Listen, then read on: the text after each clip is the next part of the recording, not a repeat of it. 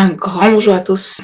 Bienvenue dans ce tout nouveau format proposé par EasyBourse, une interview digitale mettant à l'honneur un fonds phare distribué sur easybourse.com en compagnie d'un gérant.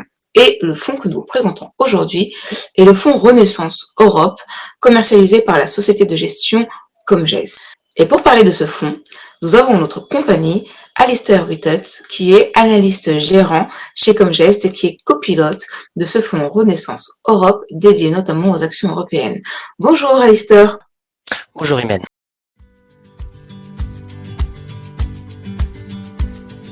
La stratégie d'investissement du fonds est foncièrement ancrée dans le temps, avec un horizon d'investissement de 5 à 10 ans. Et cette stratégie est axée sur les sociétés de qualité et de croissance.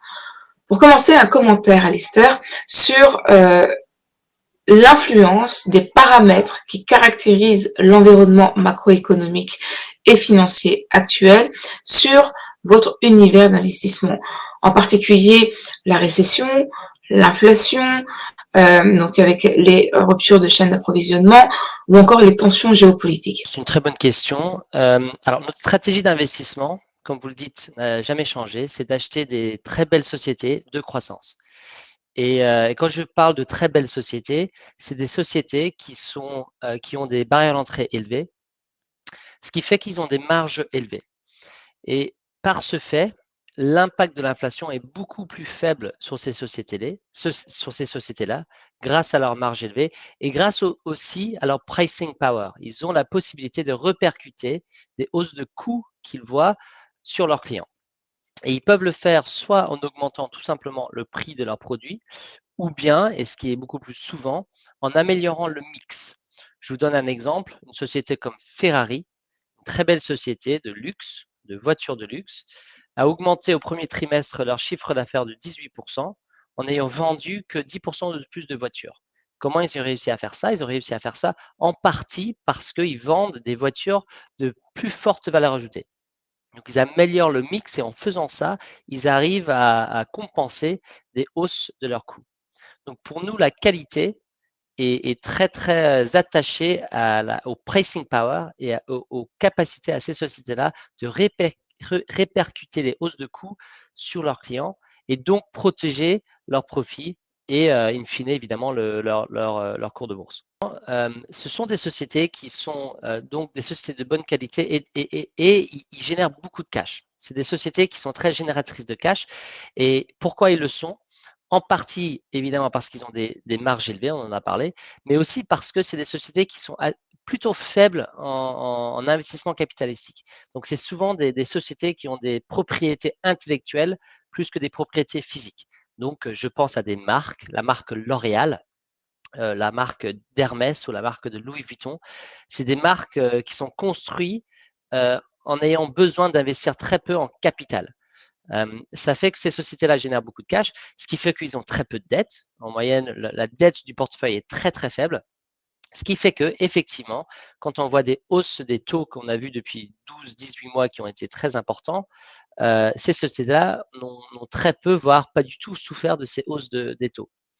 Voire même, je dirais que c'est presque un avantage pour ces sociétés-là, puisque leurs concurrents, souvent, qui sont de moindre qualité, avec des moindres marges et avec des moindres capacités de générer du cash, souffrent de cette hausse des taux. Et donc, d'un point de vue concurrentiel, ces sociétés-là peuvent en bénéficier. Donc, à présent, nous allons échanger ensemble la fiche valeur liée au fonds que nous retrouvons sur easybourse.com et qui permet d'avoir un certain nombre d'informations financières et extra-financières sur le fonds afin justement donc de se faire une opinion plus approfondie sur les différentes caractéristiques du fonds. Et en fait, tout simplement, donc comment on peut trouver le fonds? Donc on va le voir tout à l'heure, c'est en tapant donc Renaissance Europe, comme geste Renaissance Europe ou le code ISIN. Alors, on a moins souvent justement à l'esprit le code ISIN et donc on voit justement donc ici le fonds apparaître. Une fois que le fonds apparaît, on a la fiche valeur justement qui apparaît et on va la commenter ensemble à Lister. Cette fiche valeur rend compte d'informations donc diverses et variées, à la fois financières et extra-financières. On voit par exemple, ici, on reviendra sans doute sur le sujet de la durabilité, mais on a des éléments, eu égard justement à la dimension durable du fonds, avec des globes Morningstar, ici, qui sont une notation justement donc de durabilité très élevée. On a bien entendu un rating financier également important, un niveau de risque assez modéré.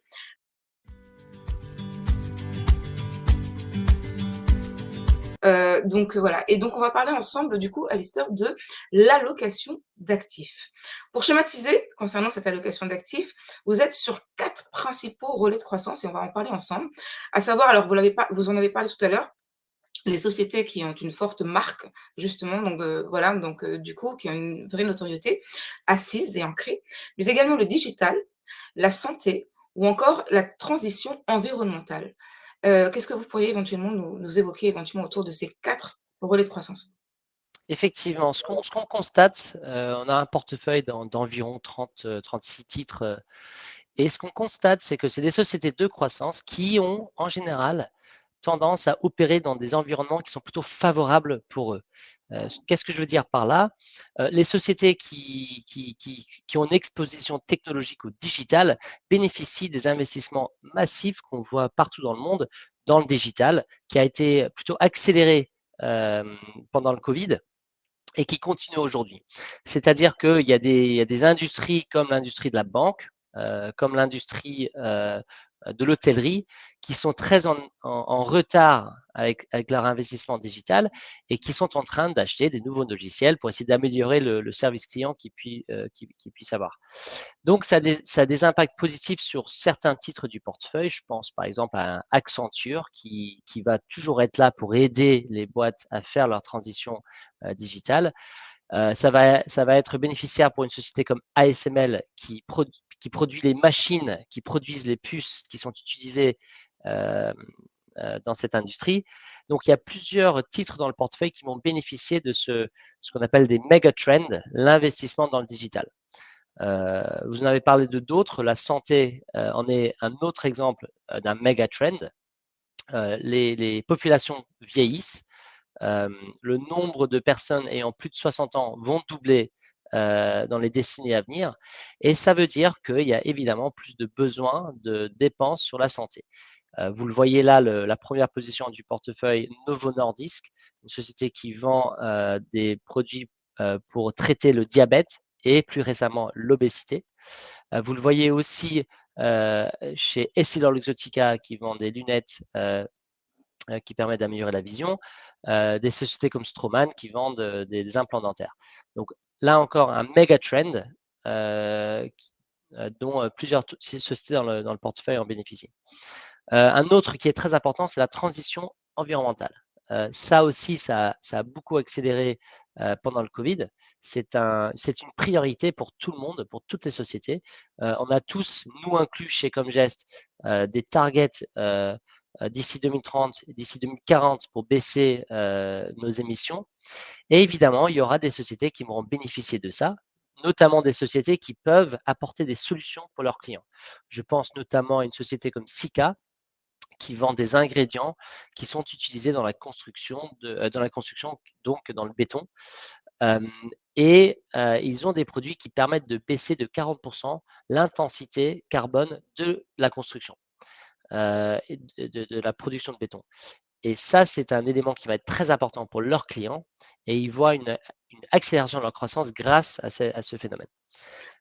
Donc voilà, donc il y a quelques facteurs très méga trend qui vont bénéficier à plusieurs sociétés dans le portefeuille.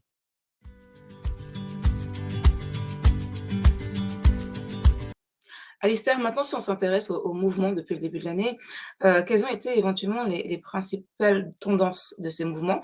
Et en particulier 2 choses. La première, c'est est-ce que vous avez été en mesure justement, de vous repositionner sur des valeurs, un peu comme en 2022, qui, avaient été, trop chères, et donc qui ont du coup récupéré en attrait, par rapport à leur, multiple de valorisation?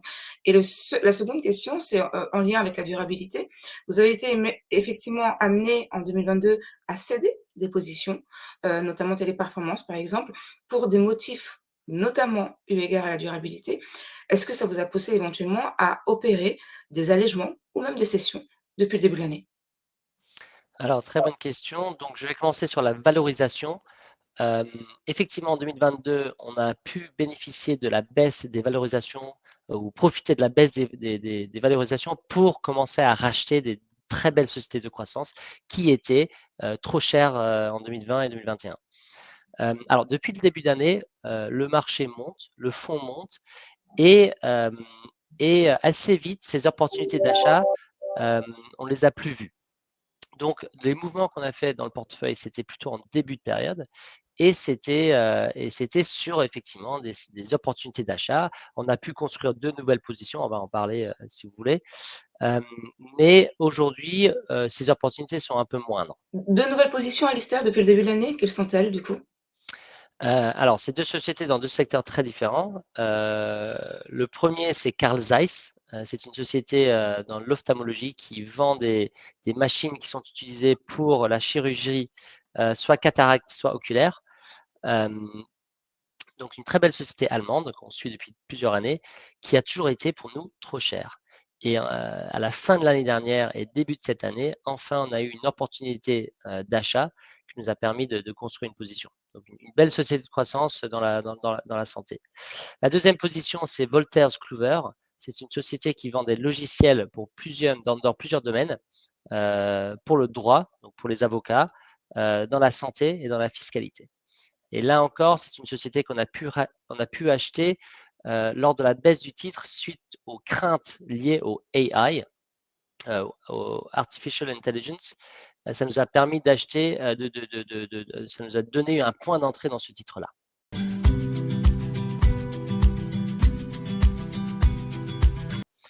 En ce qui concerne, l'ESG, effectivement, en 2022, on a vendu Téléperformance pour des craintes, liées, au social et à la gouvernance de la société. Depuis le début de l'année, on n'a pas réduit des sociétés pour des raisons, pareilles. Plutôt le contraire, on a réussi à augmenter notre position dans Sika, la société dont je viens de vous en parler, hem, grâce à une baisse de la valo et notamment parce qu'on continue à avoir une opportunité de croissance pour cette société, dans le thématique de décarbonisation. Donc on rappelle, c'est un fonds qui a le label LuxFlag pour le coup, donc et c'est surtout un fonds qui, a en fait a 5 Globe Morningstar, ce qui n'est absolument pas négligeable. Donc comment en fait vous prenez en considération cet aspect ESG aujourd'hui qui est devenu fondamental, dont tout le monde parle, et donc est-ce que vous pouvez éventuellement l'envisager par ce cas emblématique de Téléperformance? Comment on réfléchit à la durabilité?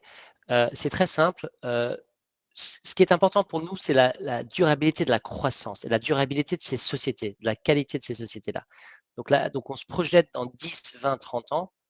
Est-ce que cette société, hem, est durable?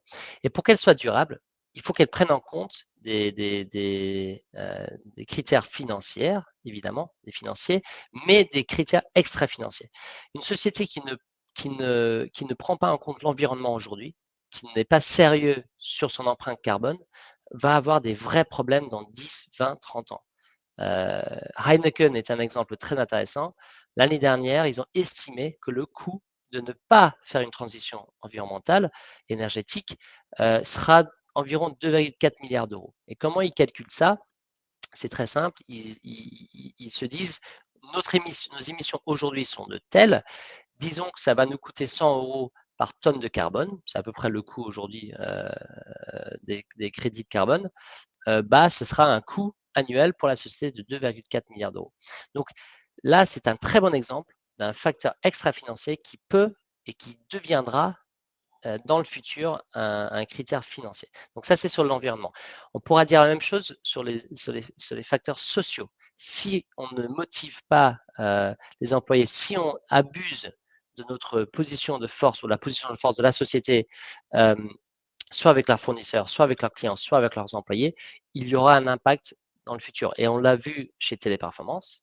Donc, je vais en toucher un mot là-dessus parce qu'effectivement, dans le cas de Téléperformance, il y a eu des allégations de conditions de traitement dans leur call center qui ne sont pas durables à notre avis. Et il y aura un impact, et on commence à le voir déjà dans l'industrie à cause des conditions qui, d'après la presse et d'après des enquêtes, qui n'étaient pas bonnes. Et si on touche encore à la gouvernance, encore une fois, une gouvernance durable, c'est une gouvernance qui protège, nous les actionnaires, en tant que minoritaires souvent dans les sociétés, une gouvernance qui va nous protéger. Et là encore, chez Téléperformance, on a constaté une gouvernance qui n'était pas, d'après nous, idéale, avec un fondateur qui avait trop de puissance, trop de pouvoir, et un manque, de ce sens-là, de contre-pouvoir contre lui. Donc là encore, c'est là encore où on considère que les facteurs E, S et G sont très importants pour comprendre la durabilité et le sustainability de la qualité et de la croissance de ces sociétés-là. Et si on voit quelque chose qui remet en question la durabilité, c'est là où on va agir en tant qu'actionnaire.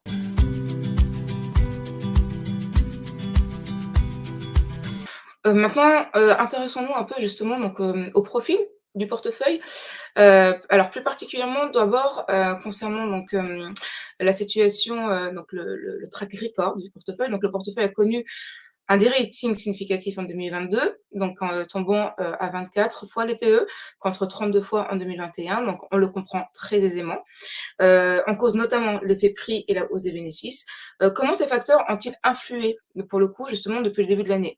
Là, on est à presque la fin de la première moitié de l'année, donc. Comment, justement, donc, ce PE a évolué pour le portefeuille? Bah, la valorisation depuis 2-3 ans devient un élément très important dans nos réflexions.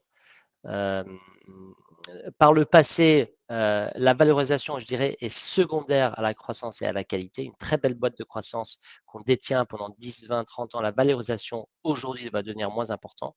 En revanche, depuis 2-3 ans, avec des valos qui sont devenus un peu tirés, on a dû un peu plus bouger le portefeuille pour gérer ce risque. Donc c'était notamment le cas en 2020-2021 où on a vendu des titres qui étaient devenus pour nous trop chers. On a commencé à les racheter en 2022 et effectivement en 2023, les valorisations ont commencé à remonter encore, pas au niveau de 2021. Donc on avait touché, comme vous l'avez dit, 32 fois les bénéfices en 2021. Aujourd'hui, on est plutôt autour de 26-27. Donc on n'est pas au même niveau de cherté qu'on a connu en 2021, mais on est quand même au-dessus de la moyenne du portefeuille qui est plutôt autour de 22 fois.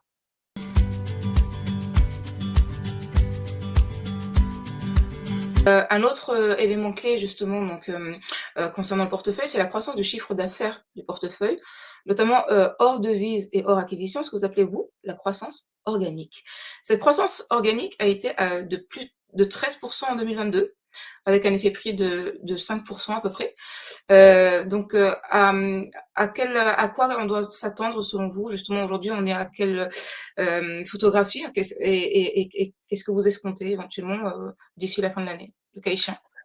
Bah, effectivement, on a connu une très forte croissance l'année dernière. Il faut savoir que ce portefeuille a près de 30 ans d'historique et, et la moyenne sur très long terme de croissance organique du portefeuille est autour de 7-8%. Donc effectivement, le 13% qu'on a connu l'année dernière était exceptionnellement forte, grâce en partie à l'effet inflation, comme vous l'avez dit. Et ce qu'on constate, c'est que depuis le début de l'année, cette dynamique continue. Donc on a connu une croissance organique du premier trimestre. On a maintenant la quasi-totalité du portefeuille qui, euh, qui a publié et on constate une croissance organique au premier trimestre de 19%. Donc, alors là, il y a un effet très positif d'une société en particulier, ASML, qui est à peu près 8% du portefeuille. Mais même si on enlève ASML, on est encore autour de 11-12% de croissance organique du portefeuille. Donc, on est dans un dynamique qui est très, très puissant. Et c'est là où, effectivement, même si les valos sont un tout petit peu tirés, on peut aussi noter que les fondamentaux ont rarement été aussi bons qu'aujourd'hui. Donc, il y a quand même il y a une logique dans ces valos. Les fondamentaux sont très, très bons pour le portefeuille.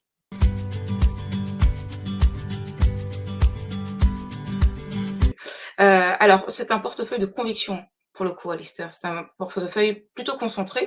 On est à combien de titres aujourd'hui? Alors aujourd'hui, on a 36 titres dans le portefeuille. D'accord. Effectivement, c'est un portefeuille de conviction, c'est-à-dire que c'est pas un portefeuille avec une équipondération. On a des pondérations plus importantes là, on a plus de conviction. Donc là, vous le voyez, Novo Nordisk, ASML, LVMH, des sociétés avec 8 et 6% de poids dans le portefeuille. Ce qui fait que les 10 principales positions du portefeuille constituent à peu près la moitié ou près de la moitié du portefeuille. Donc effectivement, très concentré autour de quelques titres où on a une très forte conviction.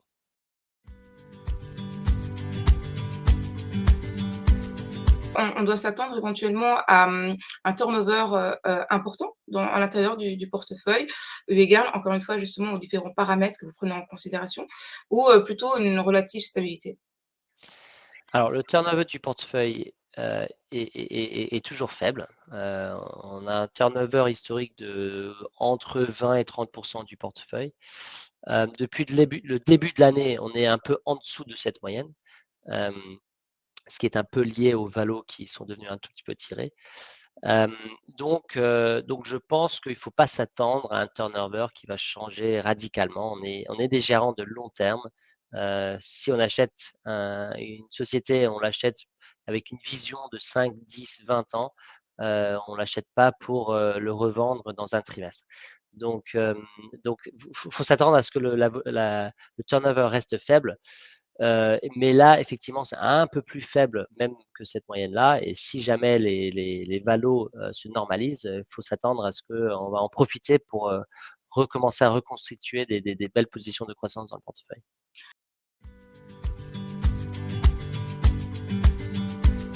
Au-delà de tout ce qu'on s'est dit, est-ce que vous voulez éventuellement ajouter quelque chose?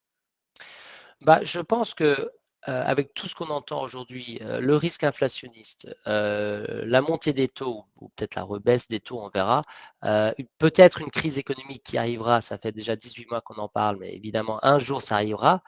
Le risque, c'est qu'on devient très court-termiste et qu'on oublie que euh, notre objectif en tant que gérant de fonds, c'est d'acheter des très belles sociétés avec des histoires de croissance qui sont durables et qui sont le plus possible euh, euh, idiosyncratiques. Je prends l'exemple de Novo Nordisk. C'est une très belle société dans le diabète avec un relais de croissance qui va durer, d'après nous, presque une décennie. C'est l'obésité. C'est un marché énorme. Ils ont un produit qui est très innovant et on considère que ce marché-là va tirer la croissance de Novo Nordisk pendant les années à venir.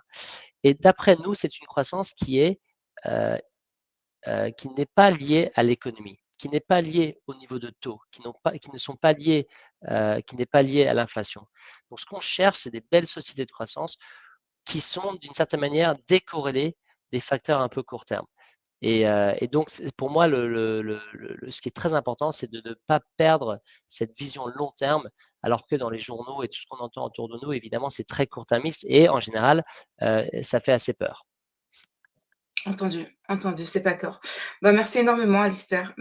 Zoom sur un fond phare, avec Alistair Whittet qui est analyste gérant chez Comgest et qui pilote notamment en binôme avec justement donc, Pierre Lamelin, donc le fonds Renaissance Europe, un fonds, qui est plébiscité par nos clients pour le coup et que vous retrouvez sur easybourse.com. Merci encore une fois Alistair pour votre éclairage et puis éventuellement peut-être à bientôt.